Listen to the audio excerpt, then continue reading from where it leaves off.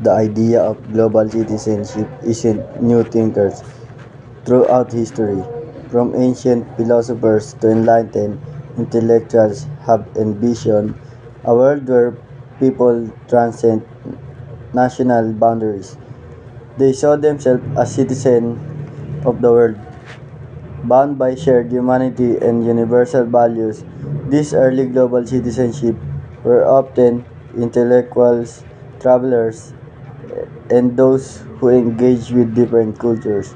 Their vision laid the foundation for our modern understanding of global citizenship, emphasizing interconnectedness and shared responsibility.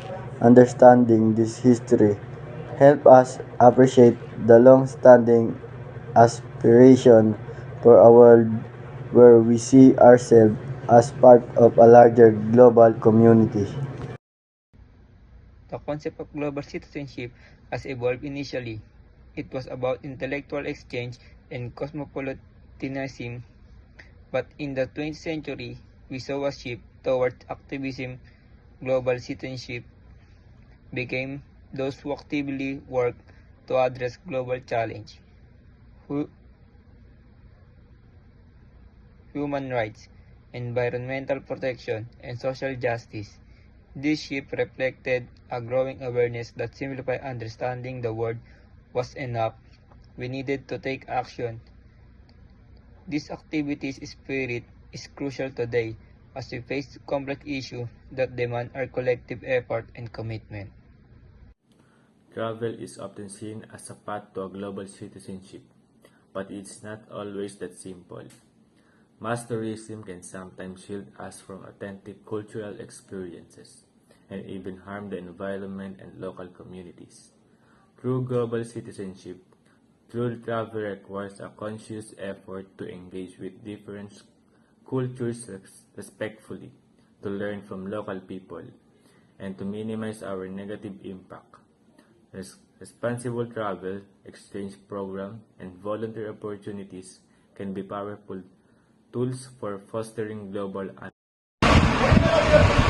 Today, transnational organizations and networks are playing an increasingly important role in advancing global citizenship. These groups connect people across borders, allowing them to collaborate on shared interests and address global challenges collectively. From professional associations to advocacy groups, these networks provides platforms for dialogue, knowledge sharing, and collecting actions. They demonstrate the power of collaboration in shaping a more interconnected and responsible world. The existence of transnational organizations doesn't automatically make us global citizens. Sometimes, this group can be self-serving, promoting narrow interests rather than universal values. It's essential to critically examine our motivation and ensure that our action truly benefits the global community. Are we acting as a global citizens or simply promoting our own agendas on a global scale? This self-reflection is crucial for genuine global citizenship. Campaigning for global causes, climate change, poverty, human rights, and working to create a more just and sustainable world. This requires courage, commitment, and a willingness to challenge the status quo. Every actions, no matter how small, can contribute to positive changes by actively supporting global causes. We embody the spirit of global citizenship. The internet and social media have opened up new possibilities for global citizenship.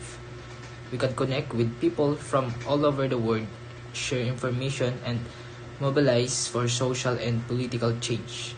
But this digital landscape also represents challenges like misinformation, cyberbullying, and the digital divide.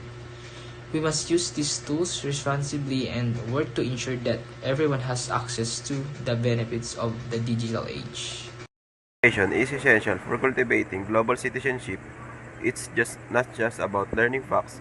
It's about developing critical thinking, skills, intercultural understanding, and a sense of empathy. Education should encourage students to explore global issues, engage in dialogue, and develop the skills and values necessary to contribute to a more just and sustainable world. Investing in global citizenship education is an investment in the future. Global citizenship is a call to action. It's about recognizing our interconnectedness, embracing our shared responsibility, and work together to create a better world. For all, it requires us to be informed, engaged, and committed to universal values. Let us embrace global citizenship and work towards a future everyone can thrive in a just sustainable world.